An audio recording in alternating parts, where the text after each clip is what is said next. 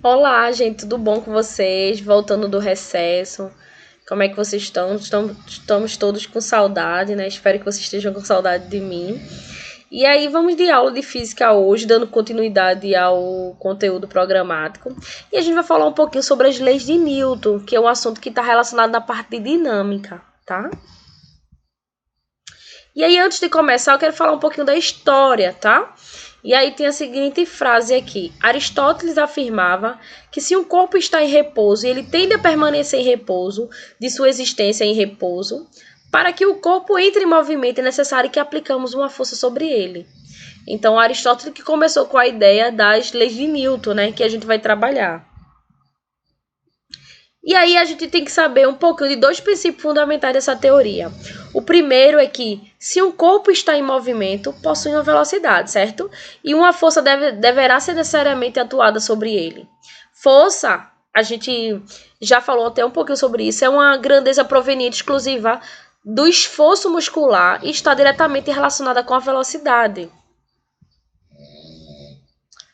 Quem também contribuiu para a história da parte da dinâmica foi Galileu, que ele observou que quando o corpo já está em movimento, ele não para imediatamente depois da cessada a ação da força. Notou também que quanto mais lisa fosse essa superfície em que o corpo desliza, maior era a distância percorrida até parar. E aí ele chegou ao seguinte princípio: se um corpo está em movimento e nenhuma força agir sobre ele, ele tenderá a ficar em movimento retilíneo uniforme. Força não é uma grandeza necessariamente realizada com esforço muscular, ela pode ser aplicada por outros objetos. E é possível existir um movimento sem força. Partindo dessa ideia, ele chegou na seguinte lei de Newton, a lei da inércia. Tá? E aí veio a parte de Isaac Newton, que foi o que definiu as 3 leis de Newton que a gente estuda e conhece bastante, tá? E aí ele conseguiu fazer e por fim essas ideias aí de Galileu e de Aristóteles. Ele, baseado nos trabalhos, ele elaborou 3 leis que juntam tudo essas ideias e explicam, tá, o movimento da superfície da Terra. E ainda reafirmou as ideias de Galileu e acrescentou novos elementos. Aí vamos lá para a primeira lei de Newton. Lei da inércia. Todo corpo continua no estado de repouso ou movimento retilíneo uniforme, a menos que seja obrigado a mudá-lo por força aplicada. Ou seja, um corpo tende a ficar em repouso ou em movimento até que alguma força vá lá, e atue sobre ele. Então, por exemplo, o ônibus arrancando, né? O ônibus freando, a gente vai para frente, vai para trás. Por quê? A gente tá sentado no ônibus, então assim, é aquilo lá que a gente aprende de referencial, a gente tá em repouso em relação ao ônibus, porém, a gente tá em movimento em relação a quem tá olhando lá de baixo. Então, na verdade, se ele der uma freada, você vai automaticamente para frente, porque você tá se movimentando. Então, o corpo tende a ficar em movimento até que alguma força atue sobre ele. Um corpo tende a ficar parado até que alguma força atue sobre ele. Então, por exemplo, se você tem lá um objeto na sua sala, ele está parado, ele vai continuar parado até que alguma força atue sobre ele. Então, essa é a primeira lei, que é a lei da inércia. Ó, um desenhozinho aí, ó. Cavalo. E aí, aqui tá um desenho também. Um corpo em movimento tende... Ops, aí caiu, né? Permanecer em movimento. Então, foi direto pro espinhos aí. Só uma brincadeirinha pra gente entender essa parte da física. E aí, com essa ideia, a gente conclui o seguinte, que um corpo em repouso ou em movimento, atribuímos para ele o estado de equilíbrio. Apesar de serem diferentes do ponto de vista de força resultante, são equivalentes.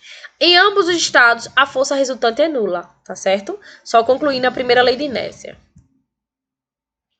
E aí, essa primeira lei mostra que a massa é uma grandeza característica do corpo, não varia com a posição, velocidade e temperatura, e é uma grandeza escalar. A massa é uma medida de inércia do corpo, e quanto maior for essa massa do corpo, maior será a sua inércia. Então, quanto maior a massa do objeto do corpo, maior vai ser a inércia dela. E aí tem um exemplo aí, brincadeirinha, matando a sogra, né? Para arremessar alguma coisa, brincadeira, tá, gente? Vamos para a segunda lei de Newton. É a lei do princípio fundamental da dinâmica, que diz o seguinte, que é o famoso força resultante é igual a massa vezes aceleração. Mas o que diz essa segunda lei de Newton? Se a força resultante que atua sobre uma partícula for diferente de zero, essa partícula terá uma aceleração diretamente proporcional à força resultante e inversamente proporcional à massa. Quer dizer isso, Andrea? Que a força resultante, aqui, ó, ela é caracterizada como a massa, que ela vai ser dada em quilo, vezes a aceleração, lembra? Pelo sistema internacional, metros por segundo ao quadrado, tá? É aquele caso lá, a força resultante seria a causa e a aceleração seria o efeito, tá? Aí vamos para o primeiro caso. Quando a força resultante tem o mesmo sentido da velocidade. Nesse caso aqui, ó, a gente tem força e velocidade, sim, trajetória. O segundo caso, quando eles estão em sentidos diferentes, tá? A força está para um lado, a velocidade está para o outro. Como eu falei para vocês, as unidades. A massa ela é dada em quilo, a aceleração em metros por segundo ao quadrado e a força, em homenagem a ele, né, é o Newton. Mas o Newton quer dizer que é quilogramas vezes metros por segundo ao quadrado. Então, o que significa que está sendo aplicado um corpo de 1 Newton de força, tá certo? O Newton é uma intensidade de força produzida por 1 quilo, como eu falei para vocês, e vai utilizar a unidade de metros por segundo ao quadrado. E aí vamos para a terceira lei. A lei da ação e reação. E essa lei diz o seguinte: se um corpo A aplica uma força sobre um corpo B, ele receberá deste a mesma força aplicada, no sentido oposto à força que aplicou. Como assim, André? Se eu aplico uma força numa pessoa, tudo que vai e volta, né? Assim que a gente aprende. Se eu dou um murro na pessoa, a pessoa tenta revidar. Então, assim, se eu dou um murro na parede, eu vou estar aplicando uma força nela, mas também ela vai estar jogando uma força contrária a mim. Então, minha mão vai doer, tá? E essa é a ideia, a terceira lei de toda ação tem uma reação. As pessoas falam muito isso, né? Esse ditado. Se eu aplico uma força naquele objeto, eu também vou receber essa força contrária a favor de mim. E aí a gente fica com essa ideia, que a força de A em B é igual a menos a força que B exerce em A. A gente vai trabalhar bastante com os blocos e a gente vai ver bastante essa ideia de uma força de um e exercendo na outra. E aí vamos para as características. Toda vez que um corpo A exerce uma força no corpo B, ele também exerce uma força. Então é aquilo lá que eu falei para você. Se A aplicar em B, B também vai aplicar em A. E aí o que acontece?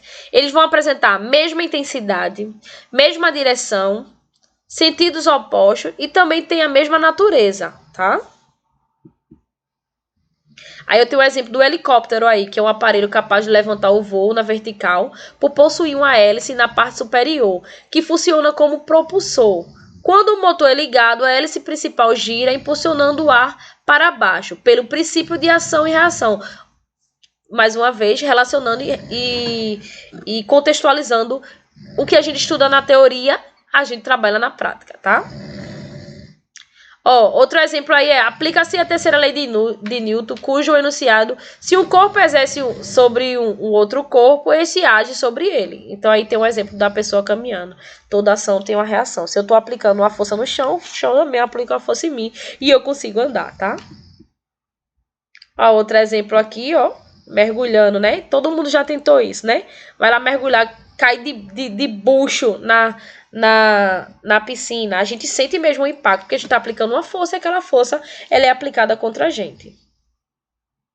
E a questão que eu brinquei também da pancada, se eu aplico uma força, toda força tem uma reação.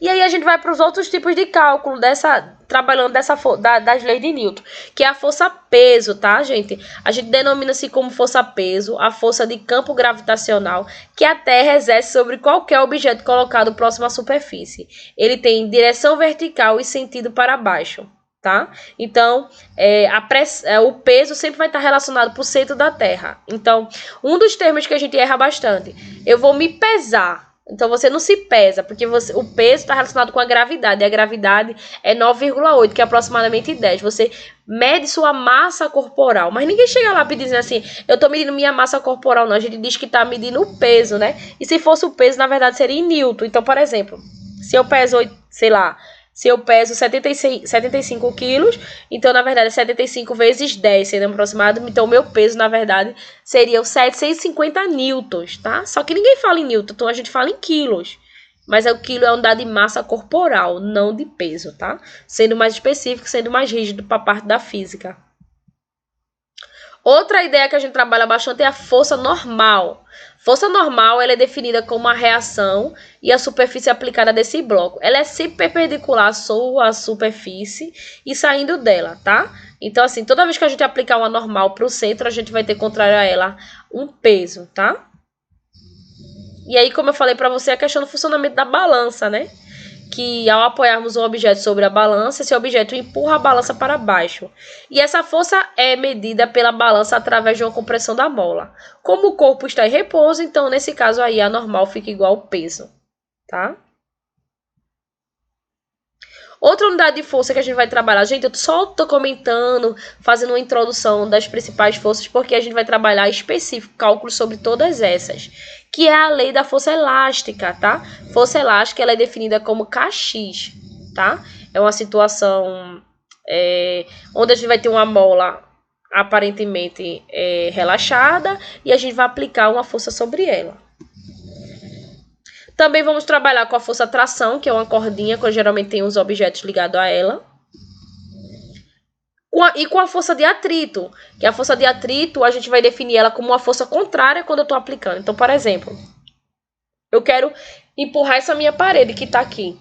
Eu não consigo empurrar porque tem uma força de atrito nela maior do que a força que eu estou sendo aplicada. Mas se minha força fosse maior, eu conseguiria empurrar, como é o caso do caixote aí.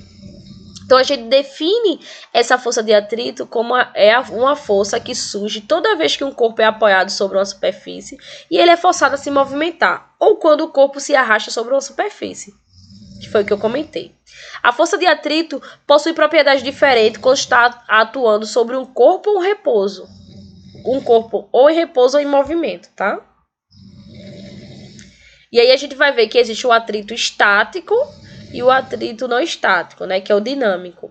Mas vai usar só a diferença, é a constante, que é esse Mzinho aí, que a gente vai trabalhar nas próximas aulas, bem sendo específico. E aqui eu tô mostrando exemplo do nosso cotidiano do atrito, né? Quando estamos caminhando, a força de atrito estático nos empurra para frente, tá certo? E aí você pode ver um exemplo, você está caminhando, tentando correr na praia. A areia dificulta bastante por conta da força de atrito. Então você tem um esforço calórico muito maior fazendo exercício, por exemplo, de crossfit na praia do que na rua, por exemplo. É um exemplo que a gente pode ver no nosso dia a dia nitidamente. Como eu falei, também existe o atrito cinético ou dinâmico. Só vai mudar o Mi, que é a constante, tá? Um é relacionado com a parte de repouso e o outro relacionado com a parte de movimento, tá? A gente vai trabalhar também a parte de força cinética e destaque no gráfico, que também a gente vai ver isso. E é só ver. O que eu quero que vocês... O objetivo da aula de vocês hoje é vocês conhecer as 3 leis de Newton, como ela se comporta. Vou colocar um exercício só com a parte teórica para vocês identificar justamente essa ideia inicial das leis de Newton, comportamento de força. Quando for na próxima aula, a gente vai começar a fazer os cálculos bem detalhadozinho, utilizando a segunda lei de Newton e a terceira, que é a parte que envolve de cálculo. E vocês vão desenvolvendo aos poucos, tá? Eu vou botando os exercícios e a gente vai fazendo. Qualquer dúvida, gente, entre em contato comigo, tá certo? Pergunte, não fique com a dúvida não, porque sua dúvida pode fazer efeito futuramente, tá? Numa prova, até no vestibular mesmo. Então, assim, aquela besteirinha que você tiver dificuldade, se você puder mandar mensagem para ir em contato comigo. Eu sei que a gente tá vivendo esse processo de pandemia, tá sendo bastante difícil, mas eu quero que vocês do primeiro ano possam tá me perguntando, chegando mais próximo de mim, que a gente não se conhece tanto ainda, porque não teve tanta oportunidade, mas isso não impede que vocês entrem em contato para tirar as dúvidas, tá? Eu quero que vocês façam os exercícios, tá? E aí a gente se vê na próxima aula. Cheiro para todos. Fiquem bem.